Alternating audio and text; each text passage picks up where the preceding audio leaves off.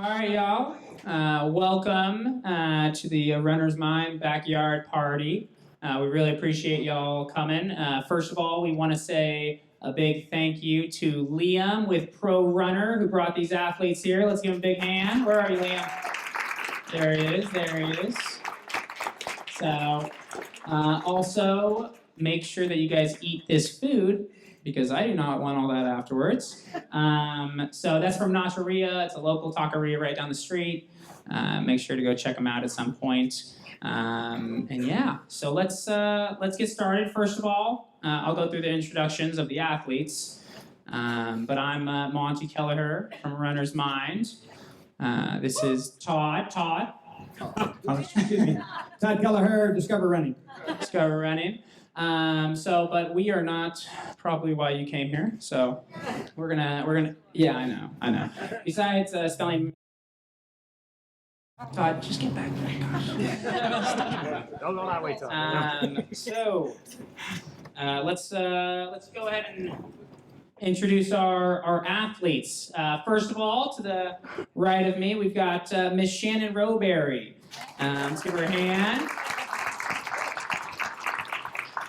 So, real quick, Shannon's actually a native of San Francisco. Her coach is here. Where's her coach? Yeah, there we go, Andy Chan.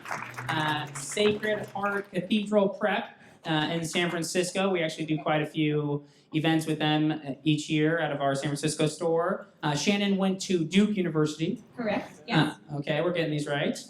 She's the American record holder in the 1,500 meter event. A record that stood for 32 years and was broken by Shannon. What was that, 3:56? Yep, 3:56:29. I'm not good with numbers, and I don't remember all of my times to the point, but that one You should probably I didn't remember expect exception for it. Probably should remember that. That's a good one. Two-time Olympian, very impressive. We're working on her third one coming up, hopefully. Yes, hopefully. As well as a two-time world championship medalist. That's right, yes. Not a bad resume. Let's give it up. And of course, Shannon, real quick, last question. What's your favorite shoe to train in? I use the Nike Zoom Elite. I think they're on Zoom Elite 8 right now. Yes. Which I really like the upper of that. It's kind of that Flyknit fabric. Yes. And I like it. It's a neutral platform. It has the air bubble in the forefoot. A lot of people probably know the Pegasus. That's been around with Nike for a while. The bubble's in the heel. But for me, the Elite, it's a nice neutral shoe, low profile. I do it for pretty much everything. You're hired. Okay. Yeah, perfect. That was great. We currently do not carry that shoe, so thank you, Shannon. But we will get that. Dawson, where are you? Place that order immediately. You got a lot of special orders. Yeah, thank you. Okay, our next athlete, Brenda Martinez. All these athletes are actually from California, which is something truly special. She is a native of Riverside, California, currently residing in Big Bear. She actually founded, this was new news today on our run, the Big Bear Track Club, or what I call BBTC. So she went to UC Riverside. Let's see here. In 2013, you were the actual World Championship gold medalist? Bronze medalist in the 800 meters. And your time? 1:57:91. She beat me. Very good time. Very fast. And then let's see here, in 2015 also, you were the national champion for what was For it? indoors, yeah. Yes, indoors, the national champion. And recently at Portland, the World Indoor Championships, was it fifth? Yes. Not bad. So, all right. But you were going to focus on the 800 meters for the Olympics. For outdoors, yeah. Very cool, Yep. very cool. All right, next athlete, Alexi Pappas. Oh, you guys switched. Where'd your hair go, Alexi? Let's go to Lexi. Let's see here. Native of Alameda, right down the street from us. Went to Bishop O'Dowd High School. Went to undergrad for Dartmouth, as well, and then you went to grad school at University of Oregon. Let's see here. In terms of distance, you kind of do it all, which is really cool, from the 1,500 meter, 3,000, and now you're into some longer road races, right? Is that correct? And in terms of winning some big time races, you won the Atlanta Peachtree 10K and the Chicago Shamrock Shuffle. What distance is that? 8K. 8K. Arbitrary. Arbitrary. Well, you won it. So that's what matters. And you're also coming out with your own film. You want to tell us a little 2-second thing about that? Not 2 seconds. My film is called Tracktown, and it was filmed on location in Eugene, Oregon, and it's a coming-of-age story about a girl who's preparing for her first Olympic trials. And I starred in it, co-wrote it, co-directed it, and Shannon has a cameo in it. See if you can spot me in there. Yeah. It's called Trackdown. We're really excited for it. So thank you. Yeah. Let's go to our next athlete. This time we're going to get it right. David Torrence. Let's give him a hand. David's out of LA area. Originally born in Japan for a hot 2 minutes. Went to UC Berkeley and competed there. He's currently, in 2015, you were the 5K national champion on the road, was that correct? That's correct. And he is the American record holder for the indoor 1,000 meters. Yep. Yeah, there you go. Give him a hand. So guys, how we're doing this tonight, we're gonna ask a question, kind of go through the athletes, and every now and then we're gonna have what we're calling a lightning round, where we give them as many questions as we can. They've got 2 minutes, hence why we've got this clock here, and they're gonna see how many questions you can answer. So if you fail, you have to step down and leave. This is a test. Yes. So, but let's get started. So, tell us, guys. We all know that the Olympics are coming up in 2016 now, August. Shannon, tell us how that has changed or restructured the year. Obviously, it's a little different. Actually, I tend to approach every year the same, which is nice. It sort of helps keep consistency because I think everyone here would know that life beyond the Olympics for a professional runner still exists, but most of the world, they imagine that if it's not an Olympic year, we are on a beach somewhere or something. But so usually, every year the U.S. Nationals are in the end of June, beginning of July, and then the World Championships or Olympic Championships are in August. So for me, kind of, life as usual, gearing up for the outdoor season since I just finished indoors 2 weeks off. Now we'll head over to altitude in May sometime, and then really get after it in the June races and get ready top 3 and punch my ticket to Rio hopefully. So. And you're going to focus on the 15? I'm gonna do a 5K to get the time for it, and then just kind of see how the season evolves, to whether I'll do the 5K or 1,500. Very good, very good. And how about you, Brenda? Has training, sleep schedules, normal life changed? No, nothing's changed. It's just a matter of trying to, I guess I would try to better it. So I try to sleep harder, try to recover harder, eat better. Sleep harder? Can you explain that to us? Yeah, I take like 4 3-hour naps. I'm not even kidding you. It used to be like an hour or 2. Now it's like the training's getting harder, and I guess the intensity's going up because I'm adapting. So my naps are now like 3 hours, 4 hours, and I'm still trying to get in like another 9 hours of sleep. So I'm definitely sleeping like half the day or more than half the day. Yeah, it's a pretty boring life, but it's gonna pay off. So, yeah. And how about you, David? Yeah, I think most of us can agree that we do try to focus, and it's a big year, but we try not to change too much because, like Shannon said, we're every year is a championship. Every year there's professional running. So some people kind of get into the habit of changing too much the Olympic year, and we gotta do what got us here in the first place. So I try to just kind of approach it like I always do and focus on some of the little things, but not try to do anything too special because I've already run at a high level and just got to keep that train going, that momentum going. Yeah, we've heard don't change up too much before big races. I guess. Yeah, kind of take a exactly. similar approach. And how about you, Alexi? Anything changed about 2016? Well, the first Olympic trials that I ran, I had just finished college, so I think the year leading up to that was different than this year. So this year I think will, similar to my peers here, will look similar to last year, except that I tried a new event last year, the 10,000 meters, and took a liking to it mentally and physically. So this year I think just taking that and focusing on that one event for the hopeful Rio 2016 Olympics is my goal. So it seems like you guys all have similar goals, which is strange, of course. Shannon, tell me, what's your favorite workout? Give us your favorite track workout. Gosh, we actually do a lot of workouts repeated throughout the season with the Oregon project, and by doing so, we're able to kind of see how we're progressing along throughout the season.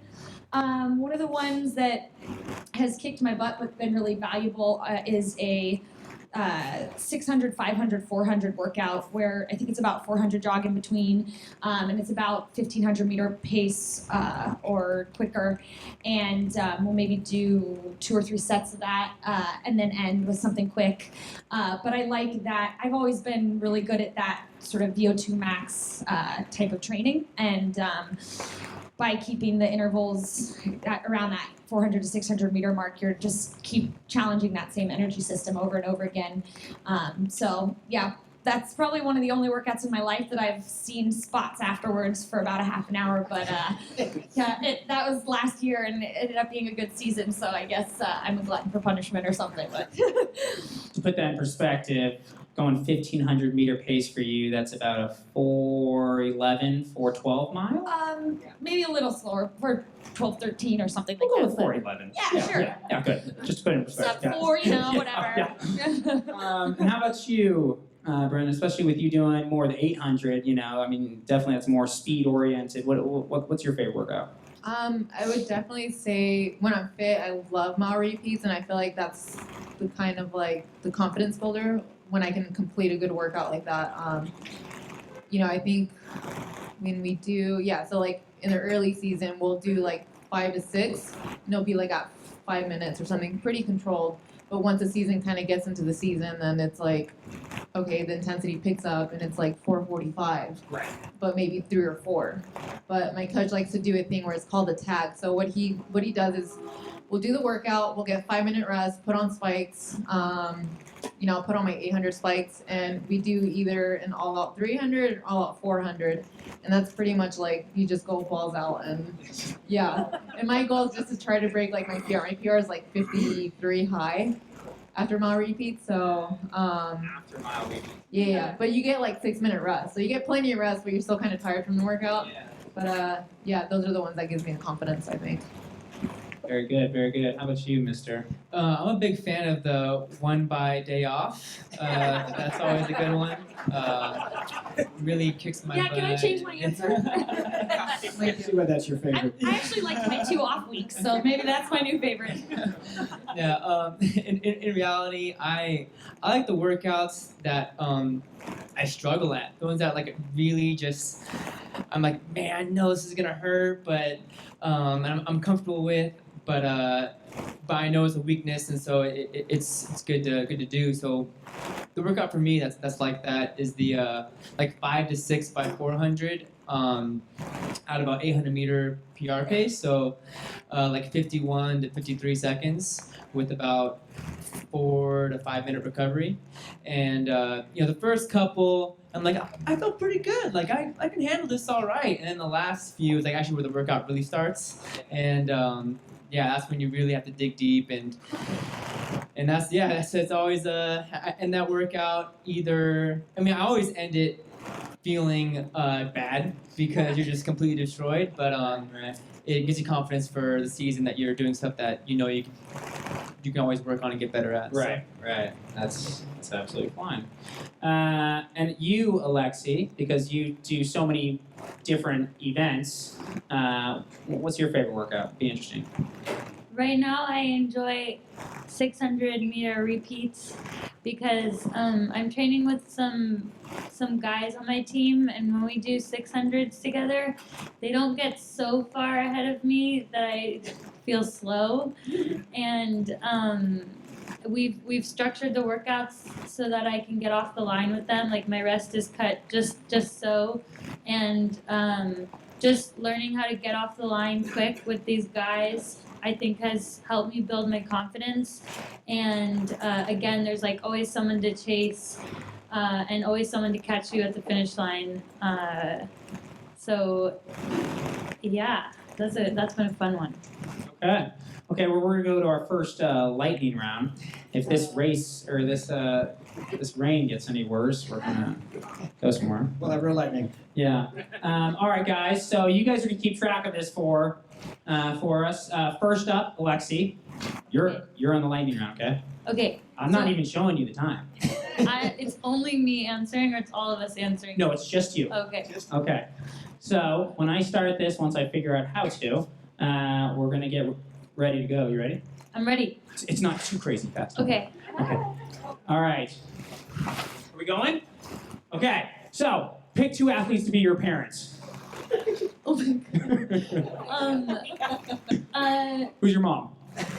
I guess David and Shannon. David's the mom? Oh, okay. Okay. Okay. Twitter or Facebook? Twitter. One word that best describes your work ethic.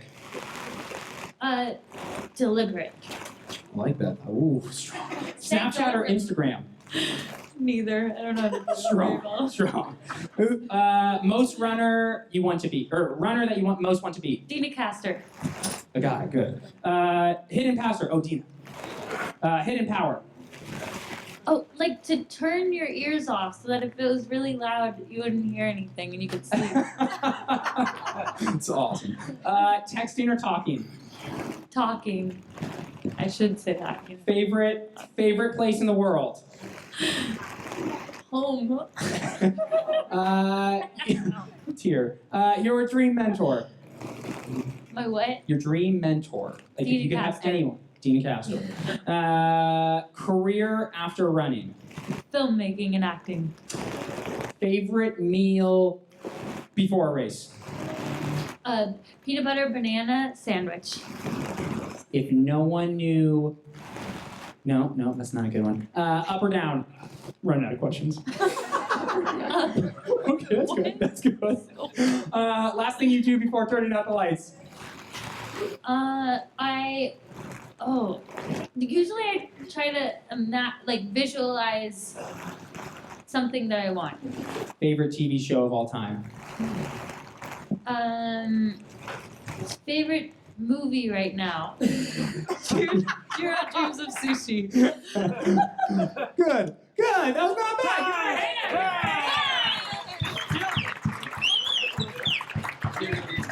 Well, the bad news is we're out of questions. Okay. Are we gonna just stay here? You guys all right now? Yeah, we're good. Yeah. Feel free, guys. Yeah. Oh, hey. Okay. That's what we did. That's the thing. If you live in Oregon, you can't plan around the weather for your runs. Like you can't change your life for the weather. That's true. So right now we're doing this. There we go. Like that. You are witnessing Olympic training right now. All right, guys. A lot of high school athletes here, as well as in the area that we support. Give us your favorite or most memorable high school race. Shannon.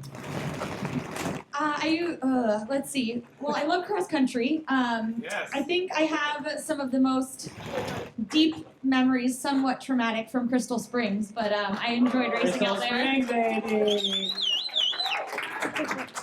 Okay. For those of you who never raced Crystal Springs, it's dry and hilly. It starts with a straight downhill, and then you come straight up the hill, and then you do a loop, and then you go up another hill called Cardiac Hill, and it's named that for all the heart attacks people have pretty much had on them. So, yes. Yes, we would all agree that I've ran it. Yes, Brenda? I would probably say when I first broke 5 minutes, I ran 4:55 at the Masters meet, so I qualified to state for the first time, and then I pooped out at state. I didn't do anything over there. I didn't do anything special. You're giving your all. You were done. You were Yeah, done. I broke 5. And where was that? What year? No, where? Where? It was at Cerritos. Oh, Cerritos. Yeah, Okay. yeah, that's where we had Fast track. Mr. David. I'll say my favorite, most memorable race was the CIF Finals Southern Section in cross country my senior year. Our team had 5 good guys, and we had a goal starting in the summer that we think we can win the California State meet, and we were in Mammoth, visualizing, talking about it, working our butts off, and that first step was the CIF Southern Section Finals, and we ran incredibly across the line. We didn't know if we won or not, and then when we heard our names announced, or the team announced in the results, we just went crazy. I'm Right. pretty sure I was crying at some point because Yeah. it was just a real magical teammate, months and months and years of preparation really, and all came together that one day, and yeah, really special. Very cool. Very cool. And you, Alexi? There was a DMR, a distance medley relay at the Stanford Invitational one year, and again, the team aspect of it was so wonderful. I had the mile, the last leg, and even though I didn't technically run a faster mile than the Alex Kaczynski I was chasing down, we did beat them in the race, and that's all that matters in a DMR. That's true. That's true. We've that's a great race. I think many people in this crowd have been to Stanford Invitational, so very good, very good. Okay, why don't we switch now to talking about race preparation and execution. So, first question is, what is your most important pre-race ritual? And I'll shift the order here and start with you, Alexi.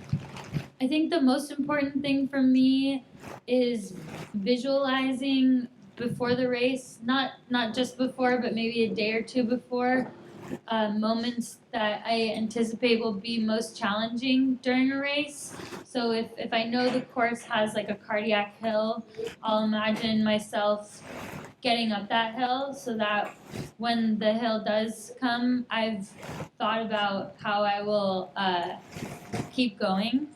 And I think that's been the most important thing, besides making sure that my hair is tied tight. David.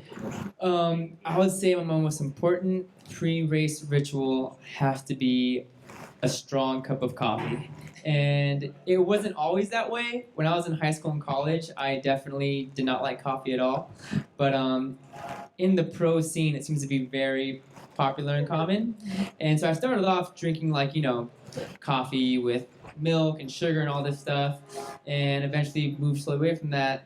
I'll never forget the first time I had I was in a race in Lignano in Italy, and another pro runner, Brie Felnagel, I think she's also from California, was she? Maybe not. Anyways, Washington, never mind. Anyways, she ordered from the bar at the hotel we were at, and it looked good. And I was like, hey, whatever she got, can I get that also?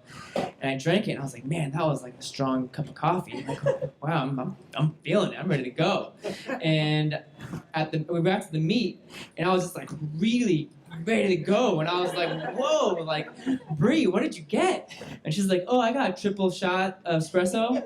And I was like, whoa, okay, that's from 0 to 90 real fast. So yeah, from then on, I was like, I think this stuff kind of works. This caffeine is coffee. It's a good way to go. And yeah. And how close to the race do you drink? Oh, probably I try to do it about 2 hours to 90 minutes before the race. Okay. And how fast was your first lap in that race? Yeah, I think it was a 45, something like that. It was For the mile, for the 5K? yeah, 5K. And you had to stop and go to the bathroom. Brenda? For me, I think the one thing that I focus on race day is being in with my feelings. So I try to be in the best mood possible. I try to be in a good mood, happy mood. So I always think about stuff that makes me happy. I think about experiences with my husband, and me and him clown on each other all day. That's just the way we love each other. So yeah, we make fun of each other all day. So I'll think about stuff like that. I'll think about the dogs, you know, the cat. We have 4 dogs and a cat, so I'm very much an animal lover. So I'm always like looking at photos of them because they're just like my babies, and that's what just puts me in a good mood. So I just try to be as happy as I can be on the line, and you know, just know that I've done the work. Do you have a special food or drink? I do coffee too, but I do Nespresso, so it's gonna be tough when I travel. So I don't think there's portable Nespresso. So. Carry that big machine. Yeah. Shannon? I guess the biggest thing for me for race day is just, and I try to share this with a lot of the high school kids that I talk to, it's about perfecting the routine. So creating sort of a schedule. Like I'm pretty methodical about my preparation for racing. So I create a schedule before every race. I review it afterwards. I see what worked, what didn't. And you know, for us with runners, most of our races for track will be at nighttime. Sometimes there's morning races. I find you kind of have to have 2 different schedules for that. But I think, let's see. So, you know, yeah, just trying to figure out that timeline that works really well for eating before a race. For me, I like, if it's an evening race, I have an egg white omelet with veggies or something. And if it's a morning race, I'll maybe do oatmeal. So, you know, I figured out what my stomach handles best, what keeps me full but not too full. And I definitely have coffee. And I think like Brenda said, you know, I found also that there's 2 types of people. Some people get motivated for races by being angry, and some people get motivated for races by being happy. I'm definitely a happy kind of person. So yeah, creating an environment where I'm, you know, excited about the challenge ahead and confident about the work I've done to achieve those goals. Thank you, thank you. And now it is time for our next lightning round. And David Torrence, you are on the. All right, bring the you are heat. on the clock. Bring it. You are on the clock. We're gonna need more questions. We're going to repeat a lot of the same ones so you guys can compare answers until we run out, and then he has to ask up or down, and that's it. All right, you guys ready? Yes. Go. Ready. Dream mentor. Who's your dream mentor? Below to Asmaram. He's the guy here in the bay. Favorite place in the world? Iquitos, Peru. It's the Amazon rainforest jungle. Fantastic. Love it. Texting or talking? Talking. Hidden power. What? Hidden power. What's your Hidden power. The ability to sleep whenever I want to. The runner you most want to defeat. Oh man, that's a great question.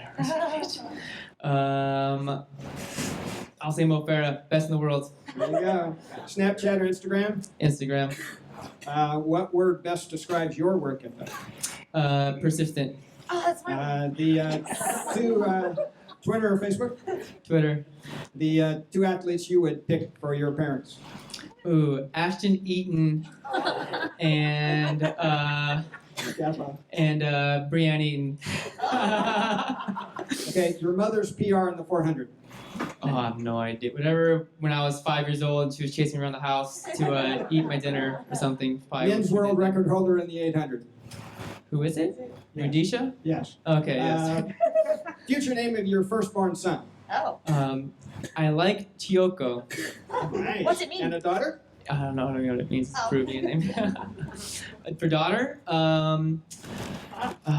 man, this is pretty deep. First, he's got to find a wife for Yeah, that. I know, that's number one. She'll probably Yeah. pick the name That's anyway. why it's so hard to envision it. Exactly. We could Yes, name of the pass. name of the first girl you ever kissed. Ivy. About how long? The kiss or probably 2 seconds. I have no idea. How old was she? 17. You? 17. Okay. Oh. Senior year in high school. If you had to run in a hat, what hat would it be? What type of hat would it be, and what would it say? It would be a Hoka 11 Elite beanie, and available in stores online. Tip back that umbrella. Let us see what you are describing. Well, you just ruined the lightning round. Thank you, guys. Good. That was good. That was real solid. It got real romantic there for a little bit. A couple more questions about the pre-race ritual. So, you're in the race, big race, you're coming up to the line. That walk to the line, those thoughts before the gun goes off. Lexi? I try to remember to tell myself to just stay, like the word stay, because often the races that I've been in have been quite challenging, as many races for everyone, and so I try to remind myself that word stay, just like trust that when it gets painful, I can stay with that pain and it might go away. Very cool. I usually just try to imagine how this first lap's gonna go, where I want to be, and also I try to be very aware of, are we on time? When we go up to the line, is this 10 minutes till we start? Is it 5 minutes? Is it like 30 seconds? Because sometimes meets can get delayed, or there may be a sudden setback, and do I have time for more strides, whatever. So I kind of I try to focus on what's the next thing ahead of me, and just to get the line prepared and ready to get out, basically. Yeah. Brenda, your last thoughts before the gun? I definitely think of Coach Vigil. I use it in training too, but I say bleed for Coach. He's 86 years old, so he always reminds me that he's not going to live for very long, and that kind of breaks my heart. So I'm like, okay, I really got to bleed for Coach. So I don't want to take him for granted. So it's definitely, every race is an emotional race for me, and I just want to make him happy. So I think about Coach a lot. Very good, very good. Shannon? I try to just find my happy place leading up to the race, and I guess more not even so much happy, but relaxed. I think it's amazing if you watch a lot of athletes before the race, and granted, if it's a shorter, quicker race, you have to be a lot more amped up. But there's a lot of people wasting a lot of nervous energy, I think, before races start, doing more strides than they need to, or stretching more than they need to, jumping up and down more than they need to. And, each person has their own way of getting ready. But, if you've done a good warm up, you've gotten a good sweat going, for me, then it's a matter of those last few minutes before a race, just kind of calming and centering myself and getting ready for the fight ahead. Thank you. One last question then. We know it all comes down to the pain. Pain management. So what is your self-talk? What is your strategy when we get into that really key point in the race where we're under tremendous pressure and pain, but we got to push through it? Alexi? Well, I think if I've done proper visualization before the race and really thought about expecting that every race, the easy ones, the hard ones, are always going to hurt, then when that moment comes that it does hurt, I feel like, and I've said this before, that it's an expected guest at my birthday party, and it's arrived as I invited it to, because I decided to do this race. And we are going to continue on with the piñata. Well said. Well said. Dave? Can I go to your birthday party? Yeah. It does hurt. Pain train. We're going to do that. Yeah. When it comes to pain in races, I've actually found that to not really be that hard to focus through, because the pain we go through in workouts is actually probably much worse, to be honest. I mean, we've done workouts where you're in pain for 30 minutes, and my race is 3.5, and I'm in pain for maybe 1.5 minutes of it, 2 minutes. So a lot of times I know it's coming, but I'm very prepared for it, and most of the time I'm just like, okay, this is done some practice. I've done things much harder in practice. So I mean, this is what I signed up to do, like what Alexi's saying, and just try and bring it home, focus on form and what you've done in practice, because a lot of times that could be actually just as good a performance as we've done in races.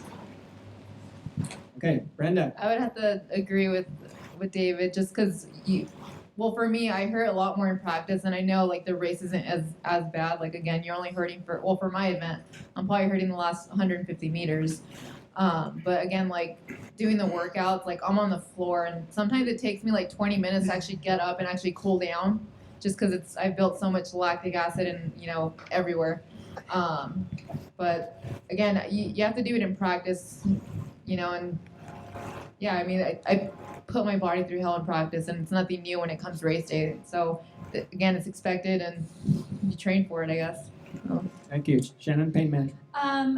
For me, let's see. So this indoor season, I did some 3Ks, and I'm more used to doing the 15. So it was a different kind of hurt. The same with the 5Ks. I don't know how you do 10Ks, but it hurts a lot more and a lot longer, or maybe just different. And I haven't been there in practice. Who knows? But as an example from World Indoors, like, you know, in that race, in the World race,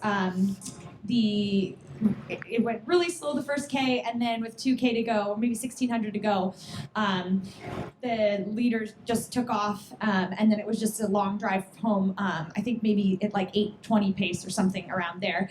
And so the last 800 meters, like my legs were just numb, and I was just, you know, trying to keep the legs from tying up. But for me, I'll just try to find things to mentally distract myself. So going to that happy place, like I'll sing a song, I'll imagine, find a song, it helps. I imagine, you know, the people that are inspirations for me. So my grandma's a big one, and I think about her, and she passed away at 94 and was one of the kindest but toughest people I know. So think about her, just think about things that take me out of my own self and my own self-pity, and start to think about, you know, why I'm doing this, and, you know, what it's all worth. So, yeah. Thank you. Anything that can distract you for 30 seconds. Yeah, pretty much. All right, we're ready for another lightning round. Brenda, you are on the clock. I'm so scared.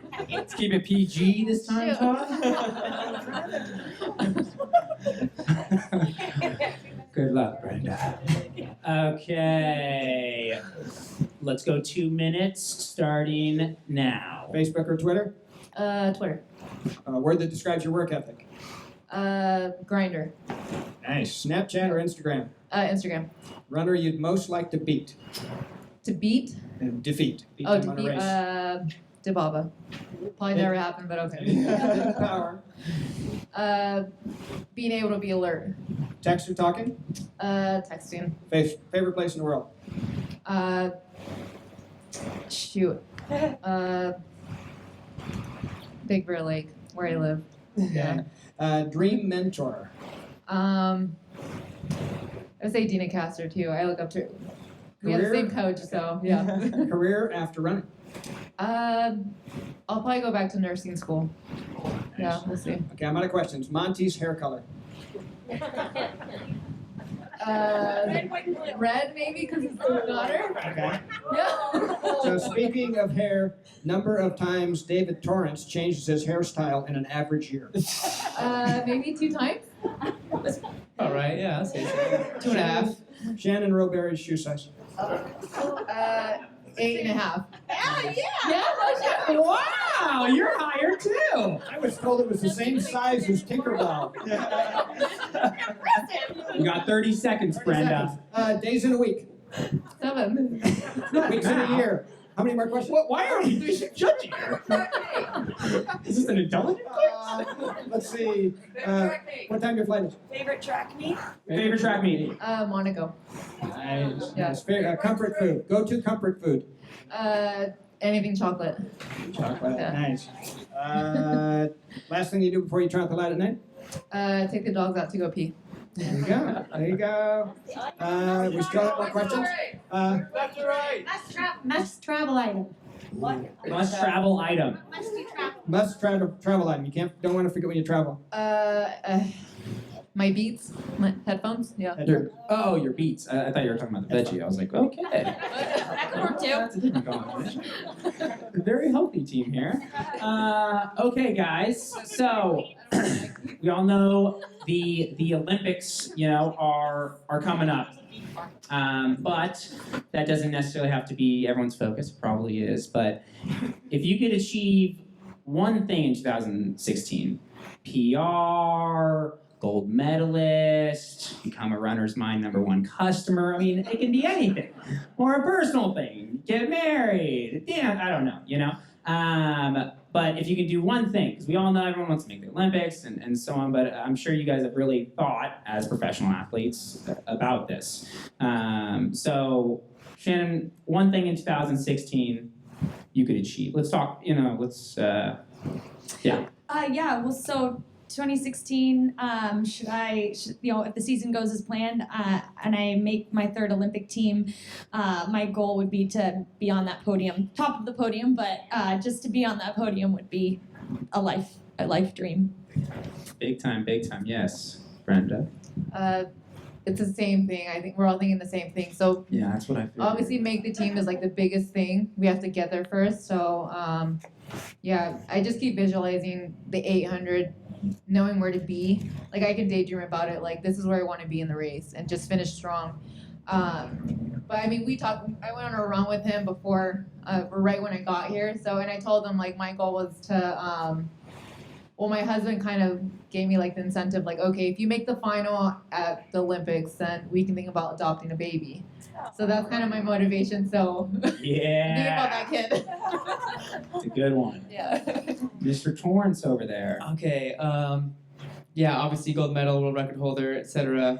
But I guess the way I do that, or the way that I'd be happiest in 2016, is to end the season with no regrets, having taken chances on myself, and having the courage to push myself to the absolute limit, in a smart way, of course. No one wants to overtrain, but yeah, basically leaving the season with no regrets, and whether that's on top of the medal stand or maybe staying at home, who knows? But doing all that I could have done in my power to perform as well as I could. Yeah, definitely. I like that. Miss Pappas. I would like to go to the Olympics and compete there for the first time, but I think in terms of a bigger goal, it would be really wonderful to have running and also my filmmaking after this year be a thing that is like without doubt something that I'm able to continue doing. I think running has been a newer full-time commitment for me than some of my peers, but it's something that I'm increasingly finding that I love, and I want to continue to do it at the highest level. And so just to be able to continue doing that would be the best, like without question. That's great.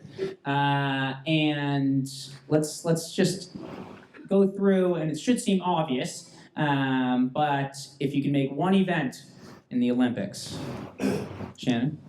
1,500 meters. Ooh. 800. Okay. By make an event, I believe you mean we could choose whatever event we want the Olympics to do and be in. David. In which case, I would choose the 800-meter steeplechase, which I think should be an event and would be the most entertaining one of all time. And what would be the winning time in that race, if I may ask? I think it'd be around 152, 153. Would sharks be in the pit? No, Ring of Fire. Ooh, okay. Yeah. And we're going to throw that question out and go back to reality. No. And what about you, Alexi? 10,000 meters on the track. Wow. Very good. All right, guys, let's go to our last lightning round. Shannon is on the hot seat. Okay. Local woman. I'm already out of questions. Okay. My shoes. We'll just listen for Rogan up there. Yours looks bigger. We need Okay, some guys. new questions. We need some new questions. Audience, prepare. Yeah, we're going to start throwing it out. Oh, no, let me finish first. All right, Shannon, you ready? Of course. Of course. What kind of stupid question. Okay. I was born ready. Hidden power. To not be able to get hurt. I could do anything, and it wouldn't hurt me. Invincible? Yeah, Two athletes I to be your parents. What? Two athletes that would be your parents. The Eatons seem cool. I'll take that one. Okay.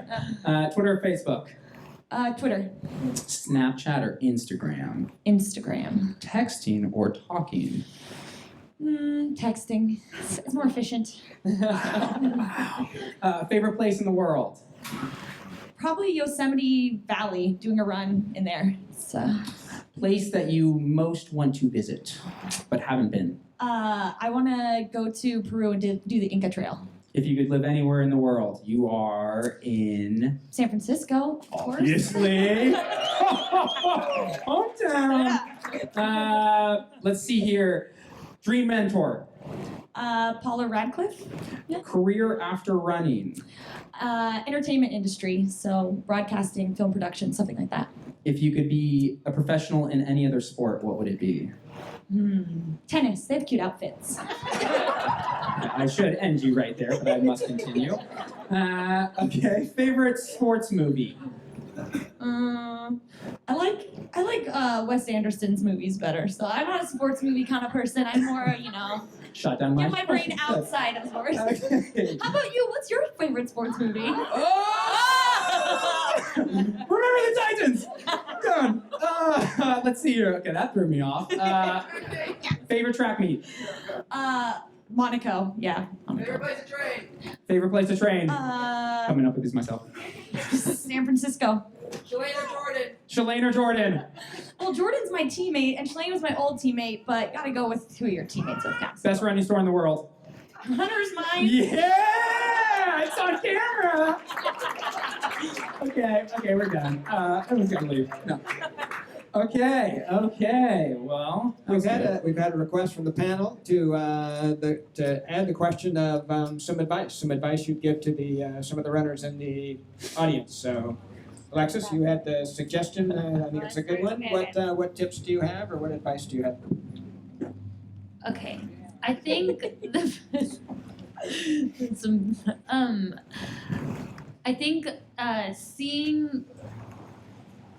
I think actively building your confidence as like an everyday task is as worthy as building your fitness. So you go out for a run with the intention of building your fitness, or you go to the weight room to get some abs or whatever you want to get in there. And I think just like that, to take on building your mental happiness, strength, confidence is like just as worthy of a task. And it's something that once someone told me that I could build my mental strength like a weight, I took that mission on as strongly as I took on my running, and I think it's taken me just as far as every mile that I've run. So I wish that upon all of you. Well said, well said. Good luck, David. I know, right? Oh God, I have two things I want to say. Should I talk about Talk about them both. You can talk about both? Okay, all right, okay. I'll start with a story. So, Everybody sit back, grab some Yeah. hot chocolate So- for a while. So my fourth year in college was my first real big breakthrough year. I broke 4 minutes in the mile for the first time, and I went from relative unknown to one of the fastest guys in the nation. And I was like, awesome, I achieved this goal, this is great, like I was really pumped about it. And then it was like, whoa, there's expectations on me. Like I'm supposed to be this good now, I'm supposed to perform. And I started to get really crazy nervous before races, to the point where it affected my race negatively. Again, I think I was one of the top 4 fastest guys going into the NCAA championships, and I didn't make it out of the prelim purely because of how nervous I was. I ran scared. I was scared at the line. I was scared the night before. I had like just major nerves. And so that NCAA championships went terribly because obviously I didn't make it out of the first round, and I was like, oh man, okay, well, hopefully that just was a one-time freak thing. Let me go ahead and go to the U.S. Championships and redeem myself, right? Go to the U.S. Championships, and the night before my race, again, those feelings came back. I was crazy nervous, and I was like shaking when I was eating dinner. I was like, I was having like a panic attack almost. And I went to my coach, and I was like, Coach, what do I do? You know, I'm so nervous. I don't know why. Like, I know I'm ready. I'm fit. I'm like, it's not like I'm out of shape or anything. Like, what's going on? Can you help me? And he was telling me some stuff, like classic, like believe in yourself, and you've done the work, and things that are true, and but just weren't clicking, because it just for some reason I wasn't getting any confidence out of that, and luckily, like the other head coach was there for the multi-event athletes, and he says, Dave, if you don't mind me interjecting here, you know what I tell my decathletes before like a big throw or before the 1500 meters or whatever next event when they're really nervous, you know what I tell them? And I was like, what do you say? I go, he's like, just don't do it then. And I was like, whoa. And he's like, yeah, I mean, if this is so terrible and you're so nervous and you're so scared, you don't have to do this, and I was like my mind exploded. I was like, whoa, like, I don't have to do this. He's so right. But I want to. I want to be here. I want to race. I want to compete. I want to show off all the hard work that I put in. And that just like stuck with me ever since. And I've like, you get nervous before a race, but I've never had that kind of like debilitating nervousness ever since. And I've always carried that with me, that when I get to a meet and it's high expectations, or I want to perform well and I'm a little nervous, I know that, like, yeah, no, this is what I want. I choose to be here. This is my choice, and I'm excited for that. So yeah, that was like probably the biggest piece of advice I hope I can impart on you guys. Yeah. That was awesome. Thanks to my coach, if anything, Ed Miller. He was the man. Yeah. Brenda, your thoughts? My advice to people is just trying to be a better overall person, like in all areas of your life. So I always try to focus on being a better wife, a better sister, daughter, mentor. So I always try to improve like the little things, and I feel like that makes me a better athlete. So I'm always instilling like, do the good deeds, but care for one another. But like in the summer, I have like a girls' camp. So these are the things that I talk about with these girls. A lot of these girls don't have voices, so a lot of the times we bring up stuff like this, and I want to tell them like, hey, there is a lot of people that care. We do things like to show you guys like, hey, we're no different from anyone else. You can do this. And so that's why I like coming to events like this, because you guys can bring the community together. And there's a lot of young kids that think they're alone, but they're not. Like, we're just like you. And I guess like when you can bring a panel like this, it's a good idea, because then you can say like, hey, we were in your shoes at one point. I wasn't the best high school runner, but now I'm world class. So I mean, it took some work, but I think if you can put the time in and be consistent and believe in yourself and surround yourself with the right people, then you can do it. But my coach taught me that, so I'm always just trying to be better, even if it's 1%, like every year or something like that. But it goes a long way. So definitely bettering yourself, and don't pity yourself. Don't feel sorry for yourself. That's the worst thing you can do. So. Thank you. Very good. You guys paying attention over there? Taking notes. Amelia. I think I'll get asked a lot by especially younger athletes what my advice for them is, and truly I think the most important thing is finding a good coach to guide you. I came into running, I was a dancer. I started dancing at the age of 5. I watched gymnastics and figure skating at the Olympics. Like, running wasn't even on my radar, but the first day of high school, I was a very energetic child, and I was bored after school with no activity to do.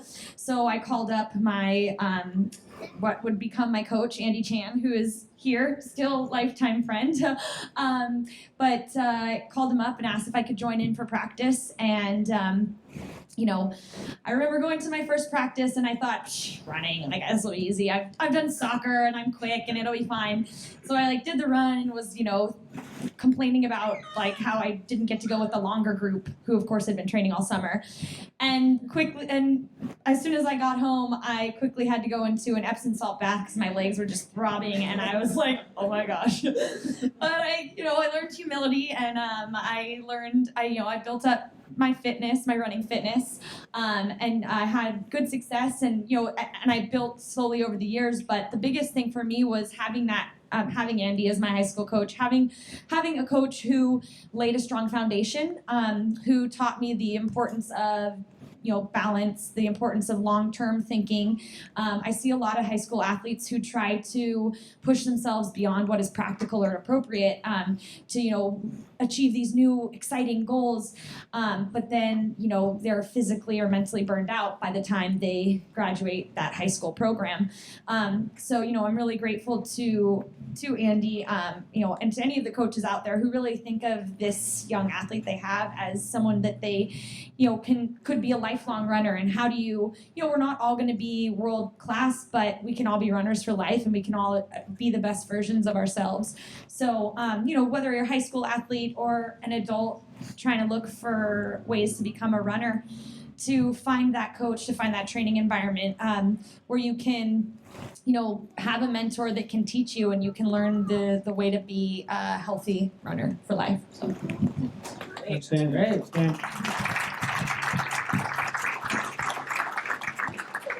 Okay, you guys got one more question to finish to wrap it up? Yeah, guys.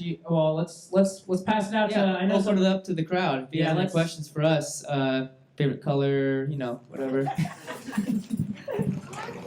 This is a basic question. I just was curious. What is the difference between racing, in the U.S. versus fellow Americans versus racing internationally at the local events? Is there obviously it's a big difference, and it's great to have you guys establish that we can compete and beat everybody in the world, and you've been doing that, and it's wonderful to see. And I was curious how you feel about competing internationally versus domestically, I guess. I think the biggest difference is that in the U.S. we have these youth programs and high school programs, and there's such an emphasis on sportsmanship. So I go into a race and I go into it. You don't push a person out of your way. You find a way to get through and get to where you want to be in a fair way. In international competition, not only is the density of competition greater because there's just an international pool that gets selected and recruited for these races, but those girls and men do not think about do I have 2 stride lengths clearance before I go in front of this person. So you have to just be really tough. I would never let their bad behavior change my view of sportsmanship, and I keep that as a priority. But yeah, you have to be kind of defend your space and own your space, and and race with confidence. Because if you show any weakness, they'll try to push you around. Yeah. One of you guys. Someone. I mean, I agree totally. I was gonna say that it's just much more aggressive. Basically, it's in the U.S. the people we run against domestically are kind of like our friends. A lot of the guys I compete against, I see them for the last 8 years. I've seen them almost every from January till September. I see them every other weekend. So these guys have over the years, and they're my competitors, and I want to beat them. But we're also we go on runs together after the meet. We'll warm up together sometimes. So yeah, I won't say we're polite to each other, but there's some respect there. Not saying that internationally they don't respect us, but it's very much a do or die environment internationally, and there are elbows thrown, and there are people getting cut off, and it's a lot of them I don't blame them, because a lot of people come from very impoverished places, and it's they're running for the sake of their livelihood. We're lucky here that we have the ability to. If I don't run, I can probably get a job somewhere, but some places it's kind of they're running for their little livelihood. Not that it should excuse their behavior, but it's just it's just very aggressive is the biggest difference, I would say. Another question, guys? No? Oh yes, here we go. So one question that I have is a bit more personal, and I was wondering if I should pursue an Olympic time, especially due to the fact that I'm a sophomore in high school, and I'm trying to achieve this goal where I get at least 45 seconds for the 400 meter by senior year. So far, I'm at 54 seconds from freshman year. This year, I'm hoping to achieve 51. Should I make it a little higher and lessen my goals, or should I still pursue it? I guess I'll share with you how I did my goal setting from a young age, which was basically that when like I told you, I mean, I came into my high school team never having done like formally done running, but my first goal was just to be the best on my team. And then once I was the best on the team, I wanted to be the best in my league, then my conference, then make the state meet, be the best in the state, best in the nation. And one of the things I've heard multiple times from different coaches is that if you are winning races, the times will follow. So I guess my suggestion to you would be, I think it's important to have a time goal and to know what you're striving for, but if you, like, running 45 seconds is a big goal. So while you're at 54 seconds, then yeah, try to get to 52, try to get to 53 even. I mean, the margin for change and improvement in these shorter events is just even smaller.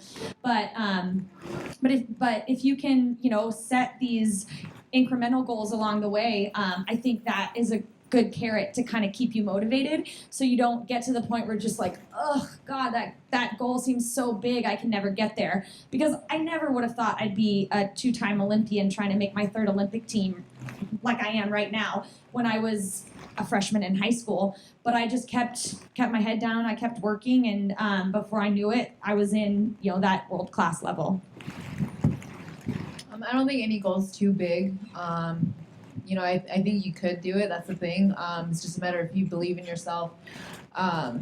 There's guys that have been running 43 in the 400. It's doable. If someone's done it in this world, you can do it as well. But again, it's about just the commitment, the consistency, having trust in your coach. You got to rely on your coach a lot. I think if you have a good relationship with that, then you're going to make leaps and bounds with that. And and definitely living the lifestyle. So you got to kind of think like you're an elite athlete. The minute you walk out the door, like, okay, for me, like, I'll have my goals on the wall in the kitchen, and I have little Post-it notes, and I have pictures on there, and I think about, okay, I want to break 4 this year. I want to make the Olympic team. So when you kind of go out the door, like, look at it. Don't just look at it and just say, okay, that's my goal. You got to feel it. So, and go about your day. Think about what you want to do or what you got to accomplish that day to be better. So, baby steps. You're still a puppy. I always say that. These high school kids are all puppies. Yeah. Well, guys, we definitely want to leave some time afterwards for you to meet with the athletes, get some autographs. We have a little table over here. You can take a picture behind the arm up sign. But let's give the athletes a huge hand, here.